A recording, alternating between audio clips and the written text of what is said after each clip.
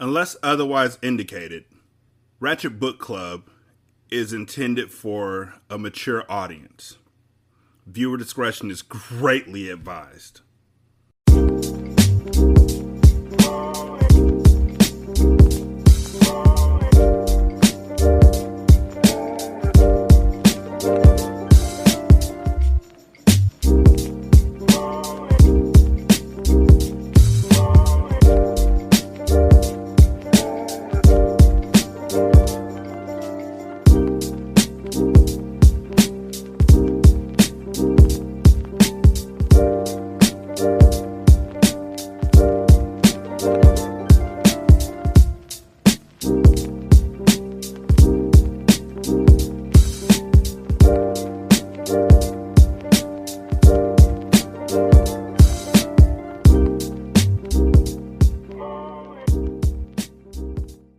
Welcome to Ratchet Book Club, where we read hood classics and good classics. I'm Derek. 916-633-1537, Ratchet and Ratchet at gmail.com, Ratchet Book Club on Twitter, Ratchet Book Club on Facebook. Chapter 24. I sat in my office, looking at the hordes of people on their way to this place or that place on the city streets below. My eyes were bloodshot. My bottom lip was puffy. My shirt was torn, my nylons were ripped to shreds, and I had fingerprints on my neck. But all in all, it had been a good day. My secretary, as well as everyone else, gave me the what the hell happened to you look as I made my way to my secluded office. I clicked on the intercom and asked her to come into my office. Shane came running in with a pen and a steno pad, ready to take dictation, and was surprised when she found out all I really wanted was a bum a pack of cigarettes. She started trying to get into my business, and I told her to take the rest of the day off with pay. I suggested she go take in a movie or go get her nails done. Anything, as long as she got the fuck out of my face. It had been ages since I took a drag off the legally manufactured cancer, but I was so stressed I needed something to get me through the rest of the day. It was only a little afternoon, and all my walls had come tumbling down in the space of a morning. I called the auto club and told them to tow the car to the garage near the house. They asked a bunch of questions, since this was the second vandalism in such a short time. I tried to explain at first, then I simply cussed the old battle axe out. According to the contract, there was no limit to the number of times we could use their services, so I told her to send the damn tow truck and slam down the phone. Getting the car taken care of was a start. However, that wasn't going to help me explain the rest to Jason. Specifically, why I looked like a female version of Rocky after a championship belt fight. I had to make up the lie of all motherfucking lies, and I had about 5 hours to come up with it. I thought about saying I was mugged in the parking lot and blaming the broken car window on the assailant, stating it all happened during the struggle. I quickly decided against that one, since it meant calling the police and filing a false police report. It never could have worked. There wouldn't be any broken glass on the ground around the car in the parking garage of my office building, because all of it was in the parking lot at Tyson's job. Besides, I was already involved with the police because of Brina's death, and I knew they would assume I had been attacked by Dempsey if I professed I didn't get a good look at my assailant. Horrible idea, so I scratched it. I thought about saying I got into a fight over a parking space on one of the downtown streets on my way to a business meeting with a client. That wouldn't have worked either. Jason would have insisted on knowing where and with which client, and then probably insisted on asking him a bunch of questions. So that shit was out too. There was always the truth, of course, but my mama didn't raise no fool. I started chain smoking and choking, trying to get used to the nicotine in my system after all of those years. I spent a good hour trying to make up a lie, and came to the conclusion I was basically ass out. I stayed locked in my office for the next couple of hours and never did 5 seconds of actual work. Every time someone knocked on my door after realizing my secretary was gone from her desk, I told them I was in a meeting and to come back later. They bought into it, although I was alone. Even if they didn't buy it, the asses still weren't getting through the door. By the time 2 o'clock rolled around, I was so overcome with worry about what I was going to tell Jason and stressed out about all the confrontations of the day, I felt like my world had come to an end. I got out the compact mirror from my purse and took a good look at myself. I looked like death warmed over. My cheeks were thinning, and I realized I had allowed my addiction to sex to take priority over every other aspect of my life, including my health. Even though I couldn't imagine her ever forgiving me for the way I had acted the last time we saw each other, I called Dr. Marcella Spencer's office and pleaded for an immediate appointment. Her secretary told me in no uncertain terms that the doctor was booked up for the rest of the day and there was no way an exception could be made. I hung up and started sobbing. I had no clue what to do, and I felt so alone. Less than 15 minutes later, Dr. Spencer called me back and told me she had rearranged her schedule so she could see my pathetic ass right away. She sensed my nervousness over the phone and even offered to come to me. I told her I wouldn't be driving myself there and would prefer coming to her. We hung up, and I rushed past everyone in the outer office before they could get a good look at me. I waved down a cab, and this man tried to play a hate me and jump in before I could. I told him to get the fuck out of my way and push him so I could get in. He had picked the wrong day to mess with me. Dr. Spencer and I ran into each other as I was getting off the elevator on her floor. She was on her way back to her office from the ladies' lounge. "Zoe, you got here quickly." She seemed more anxious to talk to me than I was to talk to her. The smile on her face changed to horror when she got a good look at me in the hallway lighting. "Oh my goodness. What happened to you, Zoe?" I couldn't say a word. I couldn't breathe. I just fell into her arms and started wailing. She put her arms around me and helped me make it into the confines and safety of her inner office. For once, she didn't have to suggest a change Longue. Why do they keep saying Longue? Is that a real word? According to Merriam-Webster, on the one hand, it is a real word. On the other hand, it's a word that means lake trout. So I think that you're just typoing your ass off. I crawled up onto it in a ball and let it all go. For a good 5 minutes, we were both just speechless. Marcella just kept handing me tissue after tissue until I used up the remainder of the box. She broke the silence. "You want something to drink, Zoe? Some coffee? Hot tea? Water? Soft drink?" I was beginning to wonder whether she was a therapist or flight attendant, and hoped she wouldn't ask me if I wanted some salted peanuts next. 'Cause she hates salty nuts, she said to her earlier. I just shook my head, letting her know all I wanted to do was lie there and drown in my own misery. "Zoe, we have to talk about this. You're very upset, and you look like you may need medical attention. Do you need me to call an ambulance?" She rubbed my back, and I could tell her concern for my welfare was genuine. No ambulance. I'll be fine." I turned over and lay on my back while she examined the marks on my neck with her hands. "Are those fingerprints on your neck? Did someone try and choke you, Zoe?" I laughed. A man blind in one eye could tell that. "More like murder me. Tyson tried to kill me this morning." "What?" She had been sitting on the edge of the chaise next to me, but jumped up, headed for her desk, and picked up the phone. "Marcella, what are you doing?" I sat all the way up. The way she jumped into action scared the living daylights out of me. "I'm calling the police, Zoe. You need protection." "No!" I sprang to my feet, and a sharp pain struck me in my side. "Put the phone down." "Zoe, you've got to go to the police. He tried to kill you. What makes you think he won't come after you again?" I wrestled the phone from her hand and replaced it on the cradle. The irony of it all hit me. Less than 3 weeks before, Brina and I had the same argument, but she had been the one begging me not to call the police. Was I setting up my own untimely demise just like she did? "Please, Marcella, I really need to talk. After I told you everything, if you still think I should call the police, I won't argue with you. Right now, I just really need a friend." I gazed into her eyes, hoping she would go along. "Okay, Zoe." She got out her pad, pen, and tape recorder while I went and lay back down in the chaise. She sat down in the wing chair beside it. "Let's talk." I ended up doing all the talking. I spent the next hour telling her everything that had happened since I stormed out of her office. I told her about how I left with the intention of going to talk to Brina, but found nothing but her body full of stab wounds and her blood splattered everywhere. I told her about Dempsey, how I pulled a switchblade on him that one time, and how the police had had no luck in tracking him down since the murder. I told her how I had decided to go against her advice and try to end all the affairs at one time instead of gradually. I told her about all the shit I had endured since the sun came up that morning, and all the things I feared might happen before the sun went down that night. I told her about the confrontation with Tyson and Dusty and how a fight ensued between the two of us.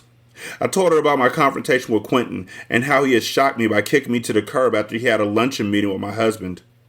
I told her about the confrontation between Quentin and Tyson after Tyson followed me there and tried to strangle me to death in the hallway. I told her about the ultimate and last confrontation with all three of my lovers in the hallway. I told her about the sexual experiences I had had with Diamond after her continual insistence that I should try bumping coochies. I told her how I didn't like it at all and never even touched Diamond but just let her touch me. See, told you so. I told you so. Like, you can't even open yourself up sexually to this, to where this is an idea for you. You have to cover your tracks just in case. Oh, I didn't like it. I just let her do it to me, but that don't make me like women. That don't make me gay. I don't like it. I didn't like it though. I told her how my need for affection had gone over the edge, and I regretted that situation most of all, because I was not and had never been attracted to women, yet you were in bed with a woman. Also, I don't like this writing. I don't like this at all, and I called this. Like, y'all should really applaud me for that. I called this. But you masking this in what seems like veiled homophobia ain't the move, and I don't appreciate that at all. I told her that I would keep my eyes closed the majority of the time I was with any of them, imagining that their hands and tongues and dicks and other body parts really belonged to Jason, the only true love I had ever known. Marcella listened intently and never interrupted me once. I felt much more relaxed after I let it all out and realized the explanation of what had been going on was more for my benefit than hers. As I listened to myself speak the words, it became all too clear to me what had to be done. You spelled "too" wrong. Now I'm mad at you. So when she asked a question, I was quick with my reply. She put her pad down, cut the recorder off, and then reached out to caress my hand. Zoe, you do realize that if there is ever to be any happiness or hope for your marriage, you've got to tell your husband everything. You've got to tell Jason. I looked over at her and whispered, I know. Marcella lent me some clothes that she kept in a duffel bag for working out at her gym 3 nights a week. The sweatpants were a size too big for me, and the t-shirt swallowed me up, but I didn't care. I simply couldn't face Jason with torn and battered clothing. I needed to maintain a slight air of dignity. Her tennis shoes were a perfect fit, though, so I didn't have to wear my heels with the sports clothing. She was such a sweetheart, even trying to insist she'd go with me to hold my hand while I told him.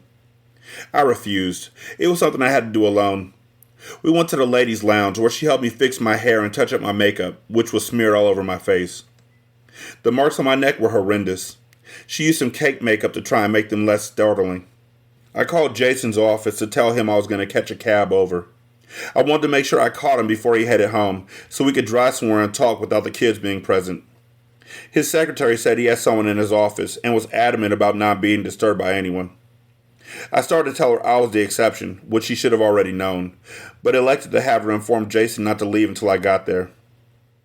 The next call was to my mother, who was already at the house with the kids, having picked them up from school shortly after 3. I asked her if she could stay late, because Jason and I had decided to have dinner in the city and possibly take in a movie, and she agreed. After I hung up the phone, I felt guilty about all the lies I had told my mother. She was one of my many victims, along with my husband, my kids, and my lovers. I had no idea how I was going to admit all my appalling deeds to her. I would cross that bridge when I got to it. Jason was a matter at hand, and one of two things would be the result of confessing all my sins. He would either believe I never meant to hurt him, realize I had an illness, and stick by my side throughout the recovery process, or he would leave, which was a fate worse than death to me. Marcella called me a cab. While I was waiting, I asked if she was a religious woman. She smiled and told me how she had grown up in the church and was a true Christian. I told her I didn't have much experience with religion, but I did believe in God, and asked if she would teach me how to pray. We both got on our knees, leaned our elbows on the chaise, clasped our fingers, and prayed for my salvation. Chapter 25. On the way to Jason's architectural firm, I stared out the window of the cab at all the people in a hurry to get the hell away from work. It was just after 5, and the rush hour pandemonium had begun. I asked the cab driver if he could speed it up, because I was in a hurry. He cursed under his breath at me in some foreign language, but did get a bit more aggressive with his driving. How do you know he cursed at you if it was in a foreign language? Just racist. After all the years of hiding things from him, going way back to our childhood, I was anxious to clear the air. Jason was the one person I should have revealed everything to from jump. If I had, none of the other events would have happened in the first place. There would have never been an affair, rather less affairs, and my marriage would have never been in jeopardy. I was hoping Jason would understand.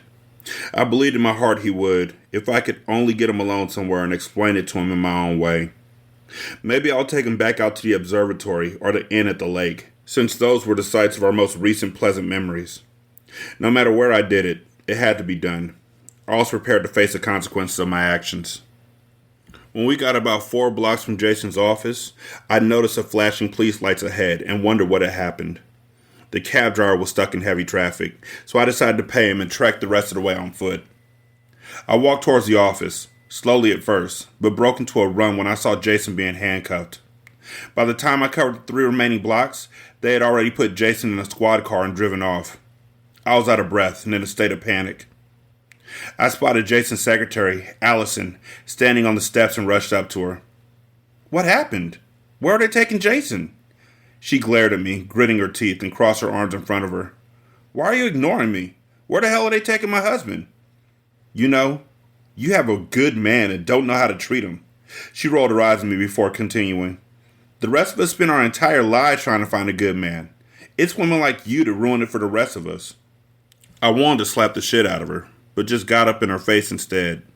"Listen, I don't know what the hell you talking about, nor do I give a shit. I asked you a question and I would like a fucking answer. Now what the hell happened here?" "Fine, I'll tell you what happened. When you called earlier and I told you that Jason had someone in his office, that someone was your lover." My mouth fell open. She sucked her teeth and added, "You're such a tramp." I went ballistic, grabbing her by the shoulders and started shaking her. "What lover? What the hell are you talking about?" My immediate thought was that Quentin had changed his mind and broken his word to me about not telling Jason. I figured he told him out of anger or to protect him from my evil ways. It was apparent at the loft that he felt more sorry for Jason than for me. I realized my mistake when Allison pointed to the other squad car that was still parked out front with the lights on. Tyson was seated in the back with handcuffs on. I left Allison standing there, along with other members of the staff, including one of Jason's partners, who was shaking his head in disgust at me, and walked slowly over to the police car, wondering how the hell Tyson knew where to find Jason in the first place. Then I recalled the creaking exit door at the beginning of my confrontation with Quentin and realized he must have heard Quentin talking about Jason, including the location of his office. Tyson confronting my husband was the last thing I ever expected. I shuddered to think what he must have told him and the crass manner in which he did it. How embarrassing it must have been to Jason to be accosted in his own place of business and told what a sex fiend his wife really was. Before I could get all the way to the car, a police officer grabbed me by the arm, instructing me to stand back.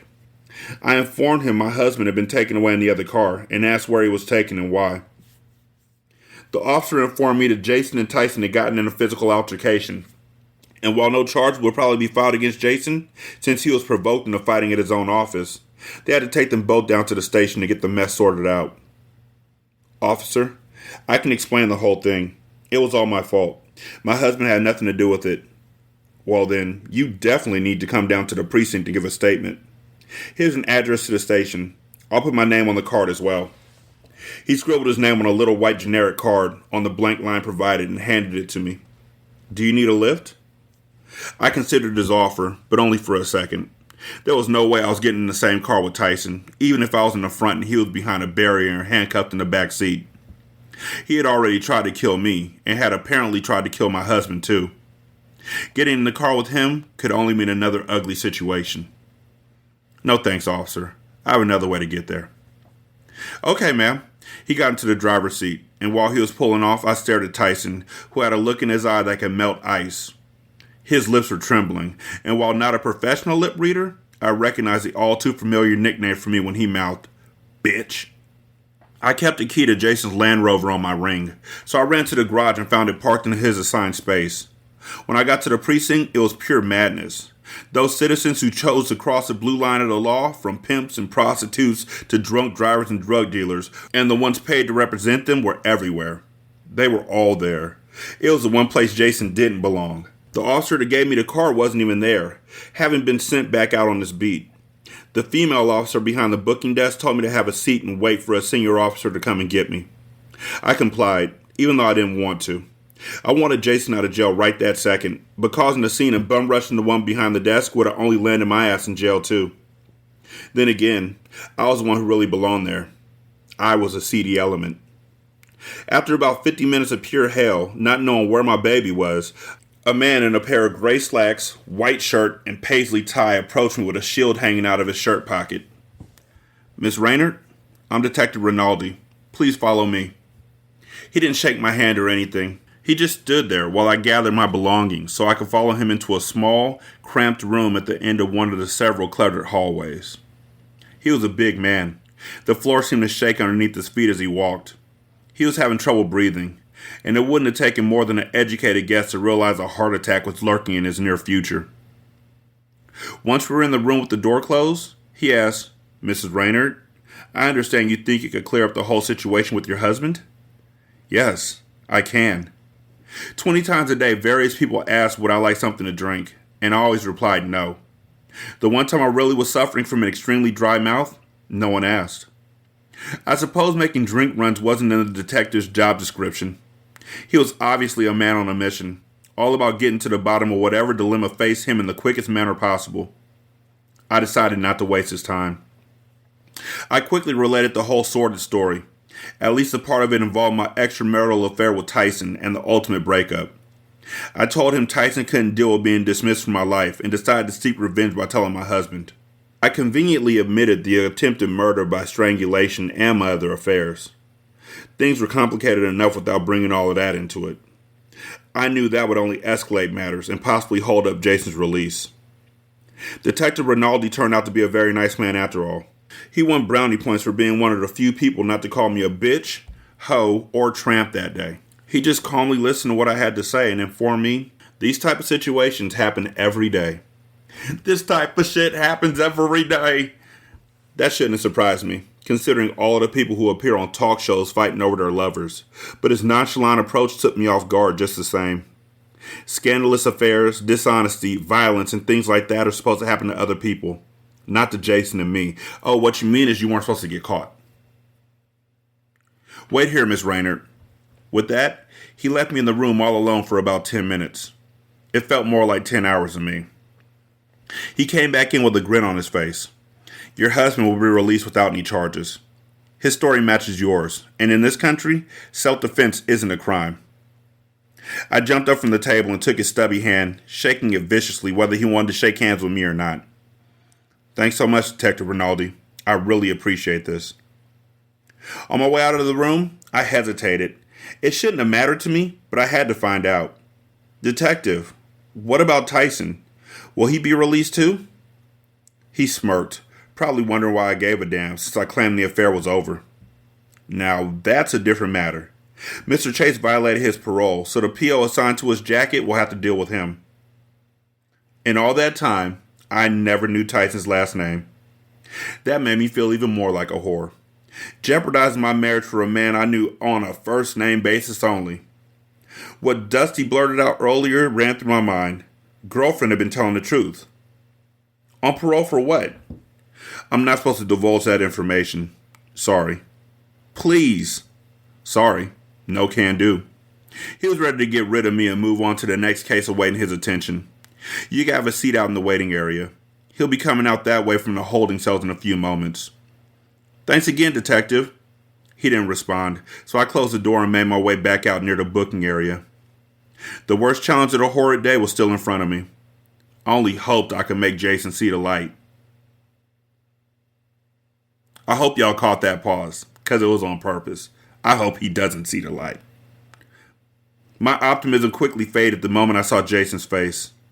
I had known and loved the man all my life and had never seen him look so hurt, angry, and disappointed. He glanced at me, and when I headed towards him, he rapidly brushed past me, almost knocking me on my ass right there in the middle of the station. I followed him outside and caught up to him at the bottom of the station steps. Jason! He just kept walking, headed in the opposite direction from the Rover, since he didn't know where it was parked anyway. He didn't care where he was headed. He just wanted to get the hell away from me. I was right on his heels. Jason, you got to talk to me. He stopped dead in his tracks, turned around and glared at me. Zoe, I don't have to do shit but stay black, pay taxes, and die. I don't have shit to say to you right now. He didn't say anything else, but he didn't walk away from me either. I took that as my cue to explain. Even though he claimed he didn't want to talk, I knew him like a book. He wanted me to make sense of it to him, or at the very least, make a sincere attempt. I was going to tell you, Jason. I tried to tell you 1,000 times, and after talking to Dr. Spencer today, I was on my way to tell you. I swear. He rolled his eyes and started walking around me like he was examining a piece of furniture. Do you honestly expect me to believe you were going to tell me? He was right. There was no reason on earth he should believe me. I tried to touch his arm, but he pulled away from me. Baby, can we please just go somewhere quiet and talk? I asked Mama to stay late with the kids. I told her we were going to dinner and a movie. You lied to your mother? Then as an afterthought, he added, I guess you're an expert at lying though, aren't you? I could have denied it, but the lies were going to stop. Lying had done enough damage. Yes, I'm an expert, Jason. I'm very sick, boo. I can't deny it. I'm a straight liar. You should never fuck with me. Got 1,000,000, got them stuck in a D. Putting nacho cheese on this D. You got that right. That's one thing we can agree on. Who the fuck is Dr. Spencer? We were making some headway. We were having a conversation without raising our voices, and I felt maybe there was a chance for us yet. Dr. Marcellus Spencer. Why would you be raising your voice? He's the one who's hurt, upset, and just got beat up. What's wrong with you? What kind of doctor? A therapist. The one I was telling you about. The one I met a while back. I diverted my eyes to the ground because I couldn't look him in the eyes and continue. She's been counseling me about my addiction to sex. What? So much for not yelling. Sexual addiction? What the fuck? The poor baby was trying so hard to have some faith in me. He had loved me just as long as I had loved him, and I could tell he was trying to grasp onto whatever might be left. The whole thing with Tyson was nothing. He means nothing to me. You're the only man I've ever loved, and you're the only man I will ever love. It's just that... Just the what? I stood there trying to figure out a way to tell him I sought things from others he would never give to me sexually. Just that what, Zoe? I couldn't do it. I would have given anything for Marcella Spencer to be there. I would have given anything for my mother to be there. I would have given anything for Brina to be there. Anybody willing to hold me and tell me it will be all right, but it won't be all right, Zoe, because you're still not willing to have the tough conversation that would have saved all this at the beginning. You're still not willing to do it. You tiptoe around it. You pussyfoot around it, and now you're in this place and you still can't tell him. And if you don't tell him, then you're going to start blaming him again, and it's going to turn into a whole thing all over again. It's just like the revival thing I was talking about before. Your feelings will wear off and you'll be right back out there in them streets as soon as you forget what he felt like. Because you never gave a fuck before now. Jason, I love you and you love me and we're a happy family with a great big hug and a kiss from me to you. Was Barney actually kissing kids? That was the lyrics, right? With a great big hug and a kiss from me to you? Was he kissing them kids? I watch Hip Hop Harry with my kids, because we black. Jason, I love you and you love me and we'll work this out, I promise. Zoe, are you even hearing the shit that you're saying? That man barged into my office and told me you've been fucking him for months. What am I supposed to say now? Oh, gee, it's no big deal.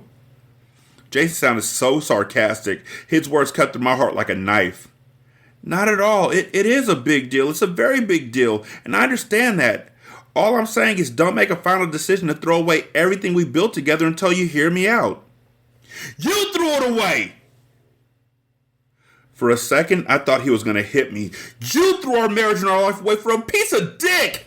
Not me. That's not the way it happened, Jason. I've loved you all my life, Zoe. I tried to give you everything you ever wanted, everything you ever asked for. I have never, ever cheated on you. I never even thought about it, not once. Then you turn around and do this shit to me? I know, Jason. Do you have any idea how many women have tried to sleep with me? I have women trying to throw pussy at me every damn day, and I never cheated on you because you are my life. I'm still your life and you're mine. Don't you see that? I just need to fix what's wrong with me and we can go back to the way things were. You know what? Eric Benet's ass said he had a sexual addiction when he got caught cheating on Halle Berry. And niggas was like, how the fuck are you cheating on Halle Berry? And he was like, I can't help it. I got a sexual addiction. It's a real life thing. And everybody laughed. I'm just saying, sexual addiction is probably very real. I mean, it's a real thing. And getting therapy about it is a real thing. But it never turns out well when you tell somebody that you have sexual addiction. Ever. And I'm just going to reiterate, if you have sexual addiction, at least focus it towards porn. That way you ain't cheating on nobody. Just watch porn. You already masturbating. You were taking care of yourself. Why did you have to cheat? I'm just wondering.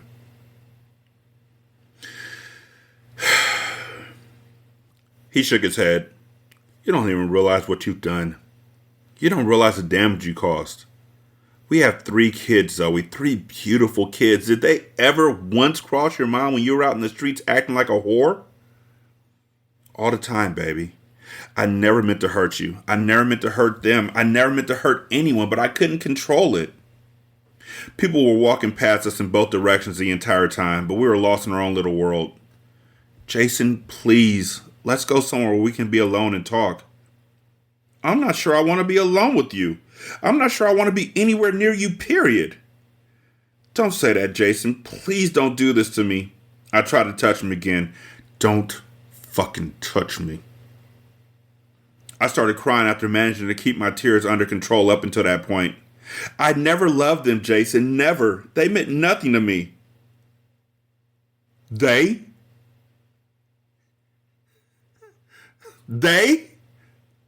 I started backing away from him.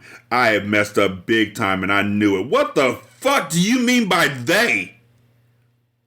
I can explain, Jason. Dr. Spencer will help me explain it to you. Let's go see her and she can help us get this over with.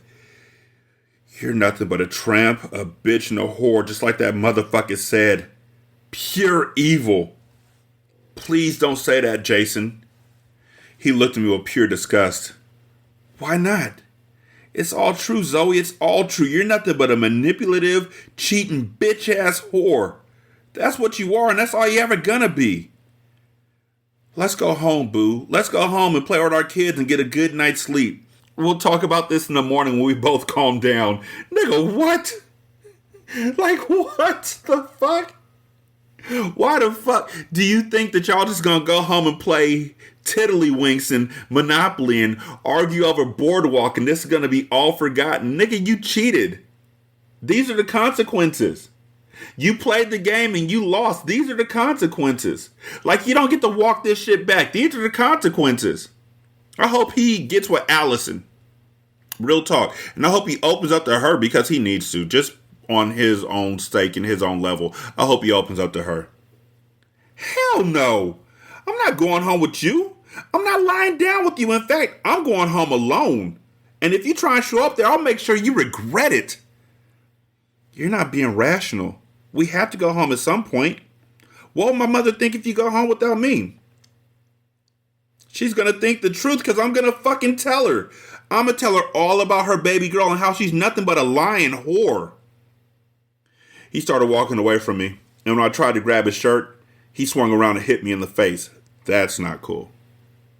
That's not acceptable. You can yell all you want. You can get all your thoughts and feelings out. But when you put hands on them, you've crossed the line. I'm going to keep saying that. I fell on the ground but was determined to hang on to him. I grabbed hold of his pants leg, but he kept walking, dragging me along the concrete until I couldn't hang on anymore. Jason, no! I can't live in a world without you. He looked down at me, and I will never forget his words. That's unfortunate, because as of this very moment, you're dead to me. Fucking dead. In fact, won't you do everyone involved a favor and just fucking die? I got up from the concrete. He walked farther and farther away from me, and I realized he was right. I did deserve to die for what I did to him. You want me to die, Jason? It was dark out, and the rush hour was over, so the speed of traffic had gotten back to normal. I repeated myself because I wanted him to see what I was about to do.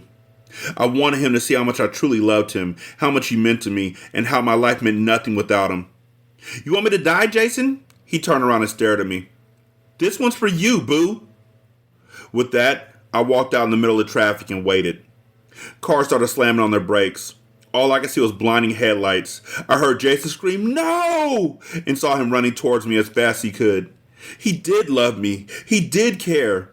I was about to run into his arms when I saw the lights fast approaching out of the corner of my eye. The guy in the floral delivery van tried to stop and turn the wheel, but the truck skidded towards me sideways. I took one last look at Jason, who was less than 5 yards away in closing. I felt the impact. And then there was darkness.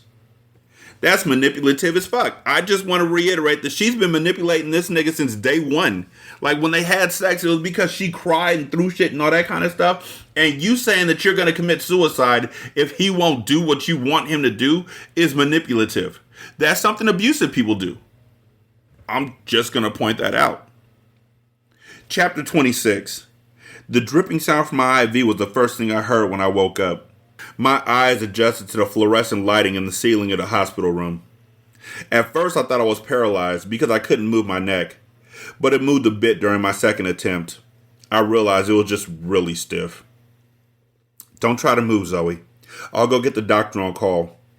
I recognized Marcella Spencer's voice right off the bat, even though I couldn't adjust my neck to see her. The fuck is she doing there? I heard her heels clicking against the floor when she rushed out into the hallway to find someone to check me out. Before I knew it, I was getting poked and prodded all over my body. The nurse took my temperature and blood pressure while the doctor, who had to be the resident on call because he looked like a teenager, examined me with his stethoscope and checked my ears, nose, and eyes. When he got to my mouth, it was so dry and brittle I could barely open it. "Miss Rayner, that's okay. I'll check your throat later." That's what Quentin and Tyson did the first time they met her. They checked her throat deeply. "We've been feeding you intravenously for the past week, so a dry mouth is perfectly normal." As much as it hurt, I had to speak. "Week?" "Yes, you've been here in the university hospital since last Friday." "University of what, nigga? We back to that." "The night of your accident. Do you remember anything that happened?" "She better fake amnesia." I blinked my eyes because they were watery and glanced over at Marcella, who was sitting in a pleather chair designed for visitors. "I remember everything." The nurse returned with a small pitcher of water in a paper cup. I gulped the water down gratefully. The needle of the IV hurt my arm a little when I held the cup up to my mouth. The doctor was about to drill me with a bunch of questions. I immediately told him I was too tired and insisted on getting some rest. He agreed. "We'll talk later. It's the middle of the night, and it'll probably be better if Dr. Ferguson, your regular physician, talked to you anyway. He'll be here first thing in the morning." "Thanks." Everyone cleared out of the room except Marcella. "How did you know I was here?" "Your husband called me the night of the accident and told me." I was extremely hoarse. "Jason called you?" "Yes, he did. He told me about what happened and how you discussed the fact that you had been seeing me with him." She moved the chair closer to the bed. "I must admit I was surprised you told him about the therapy. You seem so ashamed of having to seek help for your addiction. I was even more shocked you would walk out in the middle of the traffic and try and kill yourself." A single tear flowed down my right cheek. At the time, Marcella, I didn't think I had one reason to live. She held my hand tightly. "In fact, I'm still not sure I have one." "Your kids, nigga. Stop being so dramatic." "You have plenty of reasons to live. A lot has happened we need to talk about. Tyson told Jason about us, and now he hates me." "No. Jason doesn't hate you. He loves you very much. He and I have talked quite a bit this past week, and I can see why you adore him so. He's a very special man." "Yes, he is." It suddenly hit me that Jason was nowhere in sight. I wondered why he wasn't at my side if he really loved me. "'Cause y'all have kids, nigga. Where's Jason?" "He's been here the entire time, Zoe. Your mother's been watching the kids most of the time, but Jason also hired a live-in sitter so she can come spend time with you at the hospital as well. I met your mother. She's a sweetheart." I was so ashamed. "Does my mother know about everything?" "Yes, she does, and she loves you more now than ever." Marcella continued to grasp my hand and use her other hand to rub my arm. "Don't worry about a thing, Zoe. Everything's going to be fine. Jason wants to work out your marriage problems, so that worked. You stepping out in the traffic changed everything." "He does? Are you serious? Could it be my prayers have been answered?" "Yes, he does. I convinced him to go home for a little while and spend some time with the kids, since you were comatose anyway. I told him I would stay overnight with you. The hospital allows me visiting rights around the clock since I'm a doctor. I see. Thank you so much for everything, Marcella. No need for thanks, Zoe.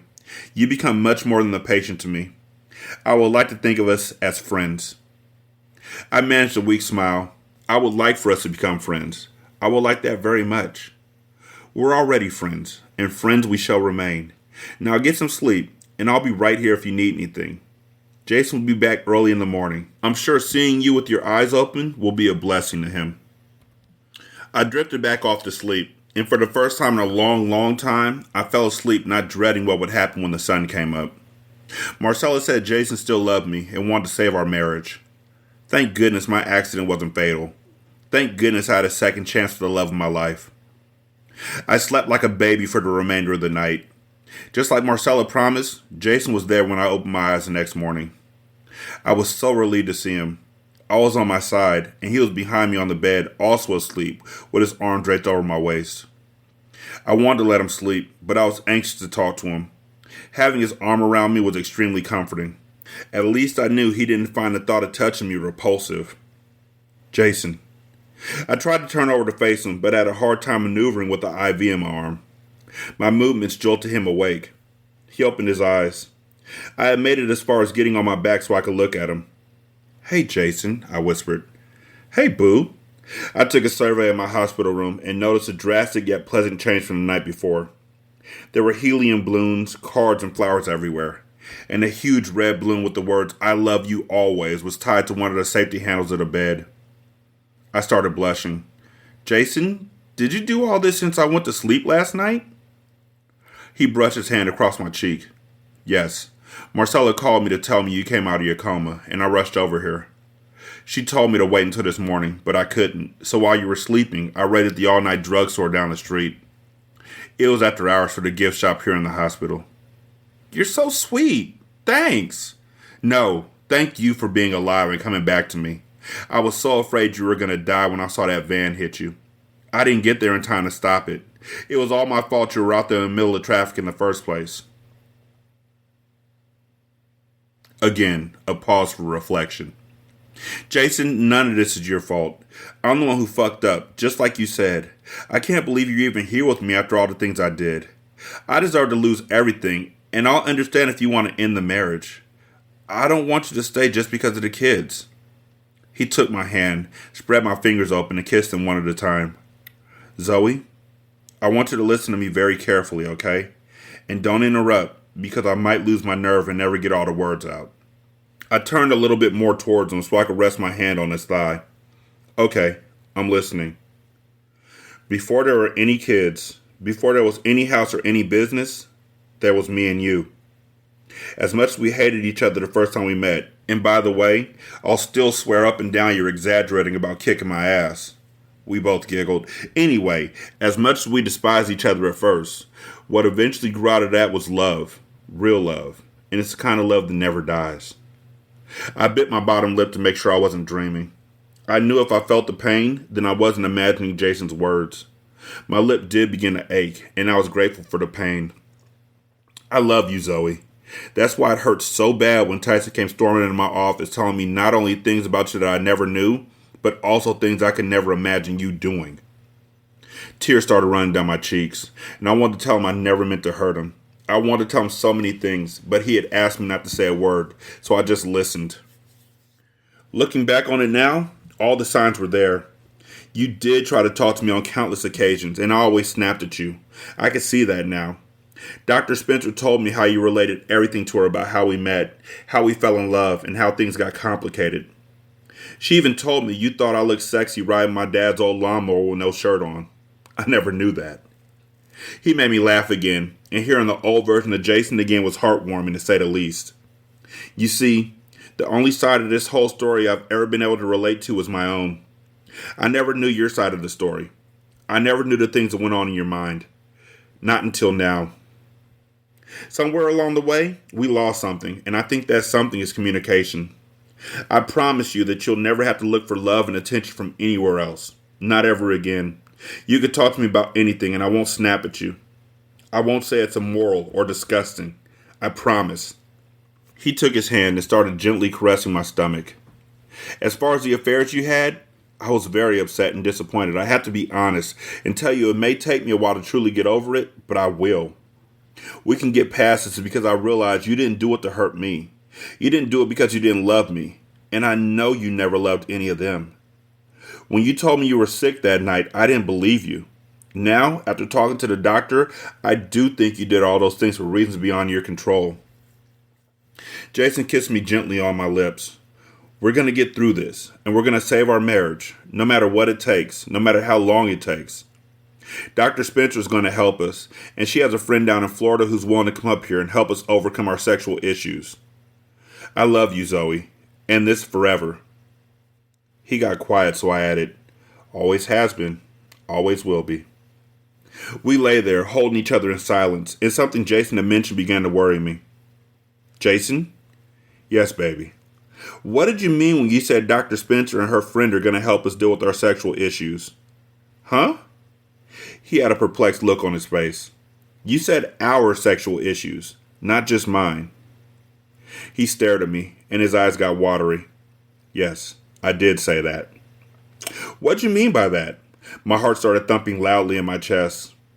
There are some things I need to tell you also, Zoe. There are reasons why it's always been difficult for me to make love to you completely. Just know it was never anything about you. It was never anything about your appearance like you apparently thought. You've always been and will always be the most beautiful and amazing woman in the entire world to me. I tried to prop myself up on a pillow using my elbows, but I was too weak. Are you saying you cheated on me too, Jason? No. I told you I never cheated on you, and I haven't. I never even thought about it, I promise you that. Then what is it, Jason? I wanted him to explain what he meant, because he was scaring the hell out of me. Zoe, let's just get some rest. I'm so tired. Running back and forth from the hospital and trying to keep up with everything else has drained me this past week. I'm just glad you didn't fool around and die on me. After we get some rest and the doctors get here, we'll get this all cleared up once and for all. He didn't say anything else, and I didn't bother him. I let him fall asleep with his head on my chest. I wanted to know what he meant, but decided to wait until the doctors got there, as he requested. All that time, I thought I was the only one with the sexual issues. While I knew Jason was not willing to experiment in bed, I never thought he had any real problems except for lack of creativity. Obviously, I was wrong, and the road to recovery was going to have more twists and turns than I had ever imagined. We loved each other, though, and our love was strong. If it could survive all the shit I had dealt it, then it could survive anything about Jason that might surface. As I drifted off to sleep, I whispered aloud to no one in particular, I survived my cheating. I survived getting hit by a freaking van, and I will survive this too, so bring it on. Chapter 27. Dr. Leonard Graham was a very handsome older man. He was full of energy, even after his flight in from Florida and fighting his way through the crowds and the congestion at the airport. He looked to be about 6 feet even, with a bit of a tummy. Nothing 15 minutes on a Stairmaster for a couple of weeks couldn't cure. He was caramel, with droopy yet sincere dark brown eyes, and his perfectly capped teeth gave him a character. All in all, I liked him right off the bat. I got the feeling Jason did too. It would make it a lot easier for us to talk to him, since we thought he was cool. If some uppity, thinking he knew it all nigga had shown up instead, I would have had to tell Marcella all bets were off, friends of hers or not. A couple of days had passed since I first woke up from my coma. I spent them trying to recover from my injuries, which thankfully didn't amount to much more than a few bruised ribs and a big-ass lump on the head. There's a lot to be said for being knocked out for a whole week. Because I didn't know what was going on, I missed out on the worst of the pain and had been so drugged up by the IV when I woke up, I didn't have to deal with all of that. Whatever pain I missed, I'm quite sure it was nothing like labor. Jason had the nerve to suggest another baby. I told him his ass better be joking. If I went through labor one more time, both of us were coming out of the delivery room on a stretcher. Isn't it just great how everything worked out for her? Isn't it? Jason was there around the clock, except for going home to shower and change. Dr. Ferguson, my physician, wouldn't let the kids come visit, but Jason took instant photos of them every day so I could see their smiling faces. How foolish of me to try to kill myself and leave them behind. Jason's partners were handling the firm, and as for my business, the same executives who covered for my ass after Brina's death willingly stepped up to bat once again. I made a mental note to make sure to give them all a raise and extra vacation time with pay once everything was back to normal. They more than deserved it. Jason and I never talked about whatever was lurking in his past again. We decided the best thing would be to wait on the actual therapy sessions. I was just glad he loved me, and was beginning to understand the reasons why he didn't just haul off and hit my ass or leave me.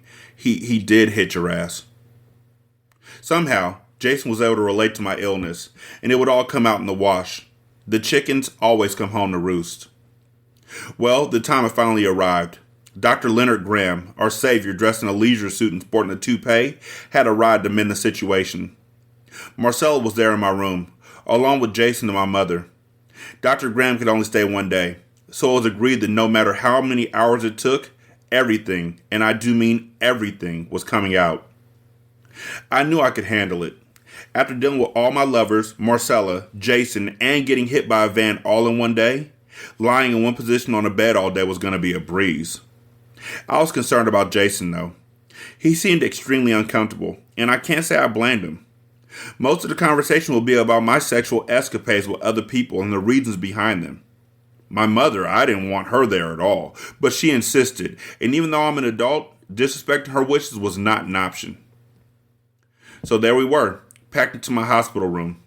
Dr. Ferguson came in and gave me a once-over to make sure I could physically handle whatever stress might arise, and one of the nurses brought in some extra chairs, a couple pots of coffee, and a pitcher of ice water. I felt like a prisoner in the infirmary of a penitentiary, about to give a deposition for a mafia murder case. All we needed was a court stenographer and someone wearing a black jurist robe. The doctors had several memo pads with them and tape recorders. When I saw the stack of notepads, I wondered who in the hell was going to be saying enough shit to fill them all up. Dr. Graham took the lead. Now that we're all gathered together here today, shall we begin? I was expecting him to say, shall we pray? He reminded me of an evangelist I used to trip off of on a cable channel that claimed he could heal people. Once the one who was healed had thrown his crutches away or announced he could see again, the minister would quickly pass the collection plates. I had Jason sitting on the bed right next to me for moral support. It was more than likely we were going to need each other to lean on throughout the ordeal. He held my hand, kissed me on the cheek, and attempted to reassure me. Everything's going to be okay, boo. I promise. Zoe, Dr. Graham blurted out my name, and all of a sudden I felt all eyes on me. Marcella has filled me in on the majority of your case. I've also listened to the audio tapes and read her notes. She and I have had several phone conversations as well. She sent copies of everything to my office in Florida overnight express so I would be all caught up when I arrived. I glanced over at my mother, who looked like she might need a straitjacket before the end of the day. Her hands were trembling, and she had terrible bags underneath her eyes, which probably could have been attributed to spending many sleepless nights worrying about me. She noticed my stares and managed a slight grin, which I returned. However, there are some things only you can clear up for me, Zoe. As Marcella has probably mentioned, I'm quite experienced in the area of sexual addiction, and if you let me, I can more than likely help you tremendously. I would appreciate that very much, Dr. Graham. Jason seconded the motion. We'll both appreciate it, Doctor. You're extremely lucky for a lot of different reasons, Zoe. Your suicide attempt failed, your mother loves you, your kids love you, and your husband loves you. I hope you'll think about them if thoughts of suicide should ever arise again. Also, and this is me, you didn't get any STDs. You didn't get any kids. You didn't get killed. And you're getting out of this pretty much scot-free from how I see it. I cut him off because I wanted them all to know. That won't happen. No matter what, I'm in this for the long run. No more trying to take the cowardly way out. Yeah, because it worked. You got what you wanted out of it. That's good, Zoe. That's real good. Marcella was sitting in the chair beside him, looking like a college student trying to keep up with the professor. She was taking notes. I guess she was attempting to gain some sort of worthwhile knowledge about an area she knew nothing about. Sexual addiction. That made two of us. Dr. Graham took a sip of his black coffee and cleared his throat. There's something that's been bothering me about this whole thing, Zoe. What's that? I asked, even though the whole damn situation was bothering me. You talked to Dr. Spencer about a lot of things dating back to childhood, such as sexual feelings and masturbation at a considerably young age. I looked down at the blanket covering my legs. I was totally embarrassed. I realized now that it wasn't normal. No, it wasn't. But what bothers me is why it happened. Do you have any thoughts on that matter? No, none. Maybe I was just born that way. Anything's possible, Zoe, but I don't really think that's the case. I think something occurred in your childhood that started the whole chain of cause and effect. I started laughing. He couldn't have been further off base. That's ridiculous. Something like what? Something traumatic, maybe? Possibly something else sexually related? Something... Oh, yeah. The death of her dad, I guess? Like, can that cause it? Like, are we... Okay, before I start going in, I need to check to see if that can actually cause it. So I'm going to let y'all know. I went looking to see if death could cause sexual addiction. Like if death or that sort of trauma could cause sexual addiction. And there wasn't anything that indicated that. And I looked, just so then y'all know, just so you're not wondering, I looked at gentlepathmetals.com and also at theclevelandclinic.org, which talk deeply about sex addictions. So, I don't know. I might be wrong. It happens all the time, and I'm all right with that. But they're going to say that the death of her father is what caused this trauma in the first place. Okay. All right. I preempted the rest of his commentary. Dr. Graham, far be it from me to criticize you, but nothing like that ever happened to me. I had a very normal childhood. A childhood I remember extremely well. Are you sure about that, Zoe? I'm positive. The most traumatic thing that ever happened to me when I was young was the death of my father. I was in junior high and I remember it like it was yesterday. Jason grasped my hand tighter. He knew talking about my father's death was very painful for me. I see. Well, maybe something occurred that you don't even remember, Zoe. That does happen, you know. Not to me, Doc. Nothing happened and I will most definitely remember if it did. I was getting mad offended. He was insinuating I was too done to recall my own childhood. Plus, I didn't like what he was implying. I wonder if he was trying to say I was abused by my parents or something of that nature and hoped he wasn't. I would have hated to have to get off the hospital bed and give him a beatdown. Then Marcella jumped into it. Zoe, are you really sure? I'm very sure. What the hell is this? What are you two trying to insinuate? Marcella replied, Zoe, to be honest, I was thinking the same thing before Leonard even brought it up. Why do you think you were so obsessed with sex at such a young age? Hell if I know. Jason sensed I was about to go off the deep end. Zoe, calm down, boo. It's all good and everything's going to be fine. I clenched my teeth and listened to my husband. Dr. Graham took the conversation back over. Zoe, have you ever considered being hypnotized? That's when I broke out in hysterical laughter. I stopped when I realized no one else found it funny.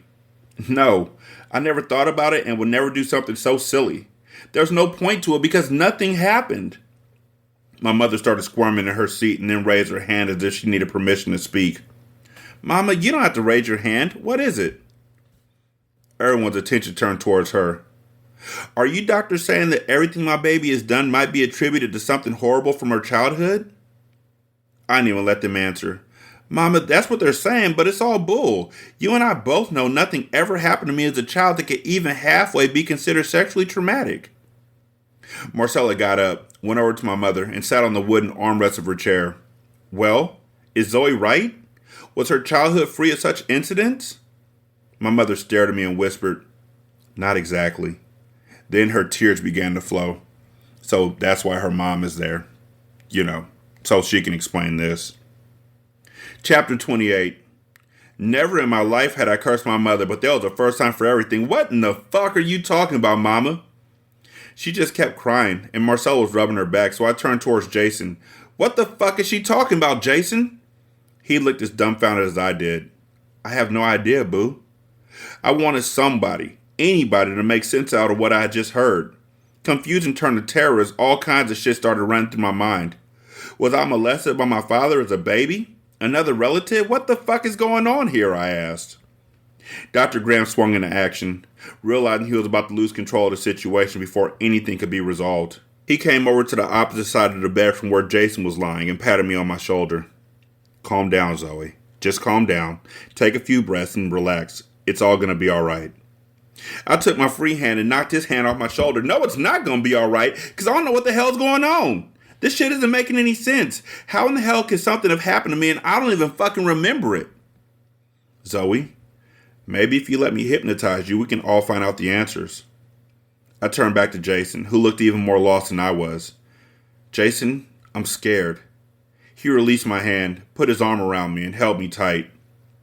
Marcella was bent over my mother's chair, whispering in her ear, and I didn't appreciate all the hush-hush going on over there at all. Enough of the secrets and lies. Mama? Silence befell the room, and I could hear Marcella whisper the words, Tell her. Yes, Mama, tell me. Half me wanted to know, while the other half wanted to crawl up into a hole somewhere with a pair of earplugs so I wouldn't find out a damn thing. Whatever it was had my mother crying, and it was obvious I wasn't going to like it. She got up from her chair and came over to the bed. I reached out for her hand. She sat down on the edge of the bed so her hips were touching mine. Zoe, something did happen when you were younger. I don't know all the details because you never really told me. Not me or your daddy. All I know is that it happened. She rubbed my hand rapidly, like a mother trying to warm her toddler up outside in the dead cold of winter. All what details, Mama? I'm so lost. So completely lost. I know you are, darling. Something happened, and somehow you managed to bury it deep inside you. It was the reason we really moved to Atlanta from Dallas in the first place. Oh, so we don't find out about none of this until just now, but, convenience. Okay, let's go. Mama, you aren't making any sense.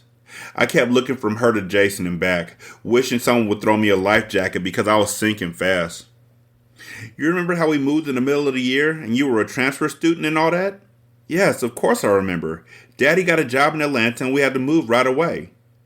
Actually, your father accepted the job because we needed to move right away. We needed to get out of Dallas. She broke out into wails, but I couldn't cry. I was petrified. What happened to me in Dallas, Mama? I sat up further on the bed, let go of her hand and started shaking her, not because I was angry with her, but because I wanted her to tell me the freaking truth. Mama, look at me. What happened to me in Dallas?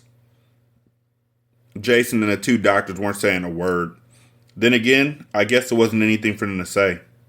They were just as confused as I was.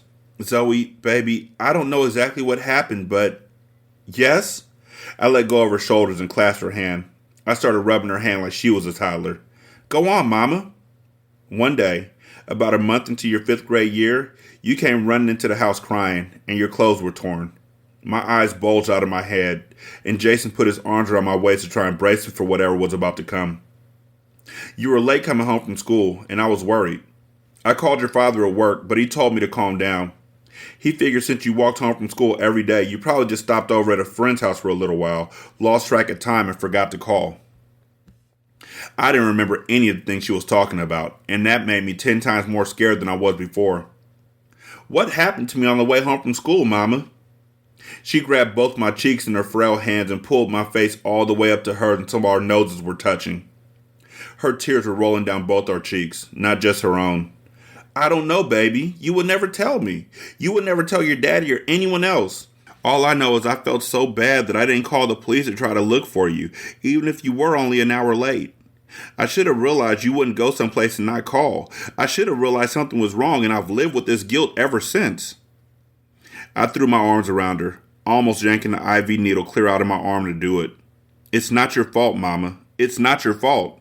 Jason gathered both of us in his arms. It's gonna be okay. My tears started flowing, and I wasn't sure they would ever stop. Never had I been so utterly confused. I thought the whole situation with Quentin, Tyson, and Diamond was fucked up. Now I come to find out something happened to me when I was just a child that was the underlying cause of it all. I had to have told you something. What did I say? She started shaking her head, and Marcella came over with a tissue for her to blow her nose out.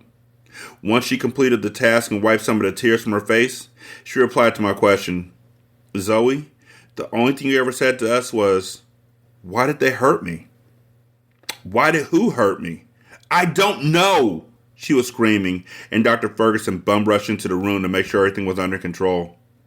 Dr. Graham politely showed him to the door and assured him things were fine. He reluctantly departed.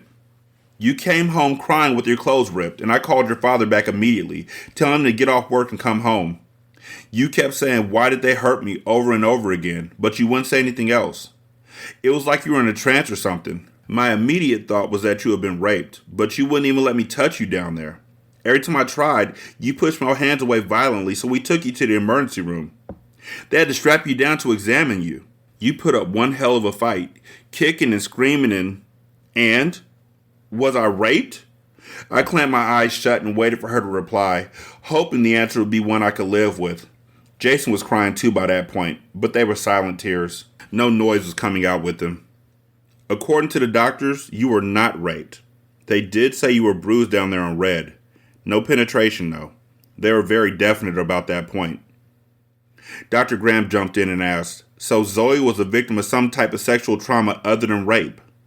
Yes, doctor, she was. For the next few minutes, my mother and I were tightly entwined in a bear hug, consumed in wails. All those years, she had blamed herself for something beyond her control. Doctor, I wish I could be of more help, but after a couple weeks, Zoe started acting real strange. She acted like nothing even happened, and when my husband and I broached the subject, she gave us the impression she didn't remember. He and I decided the best thing was just to move away and leave it all behind, especially since we never discovered who harmed her. In our eyes, that meant they could do it again. We didn't trust anyone after that. Everyone was suspect. Yeah, but then you moved to another town and let Jason just, into your family and rando. Okay. Jason, who loves my mother almost as much as he loves me and wanted to comfort her, told her, it's not your fault. Zoe's going to get through this. We're all going to get through this together. My mother glanced up at Jason. She almost lost you because of this. She almost lost everything. My baby even tried to kill herself. And all these years, I thought she was faking about not remembering. I thought she pretended not to know just so she wouldn't have to talk about it. When she fell in love with you, I was so happy because I was scared she would never lead a normal life and find someone who truly loved her. I do love Zoe. You know that more than anyone. Yes, I do know that, and I'm so very grateful that she has you, Jason. I was totally unnerved. For the life of me, I don't remember any of this. Marcella walked closer to the bed, looking wearier than I had ever seen her. I guess we were all emotionally drained. There is a way you can bring it all back, Zoe. There is a way to find out what really happened that day. Let Leonard hypnotize you. We'll all be here for you. And when you wake up, this entire nightmare will be over. Will it be over, or will it be worse? I pondered out loud. Let him do it, Zoe, my mother made her request. I wish I could fill in all the missing pieces, but I can't. You have to do it. Finally, I looked at Jason to get his opinion. He kissed me on the forehead and then whispered in my ear, I love you, and this is forever. Dr. Graham was standing at the end of the bed, waiting for my decision. Well, Doc, I guess if I ever want this to end, I have no choice, so bring it on. It all happened so quickly. I remember his pocket watch swinging back and forth in his hand like a pendulum, and I remember him softly speaking some words to me. He didn't say the comical shit I was expecting, like, you're getting very, very sleepy. Whatever he did say worked like a charm, because the next thing I knew, I was ass out. I really don't have any words. I don't. I guess we'll just have to see what happens in the next episode, but I have nothing. 916-633-1537, Ratchet and Ratchet at gmail.com, Ratchet Book Club on Twitter, Ratchet Book Club on Facebook. You can leave a review on Spotify. It takes like 13 seconds. You can also leave a review on Podchaser. Copy and paste that into Apple Podcasts, and then copy and paste that into the Good Pods app. You can donate to the show at patreon.com/singlesimulcast. $1 will get you a ton of content. You can also donate to the show at buymeacoffee.com/sscast or on the Good Pods app. You can leave a tip in the tip jar. Thank you so much for listening. I greatly appreciate it. Y'all be good. I'm going to holler at you later. Peace.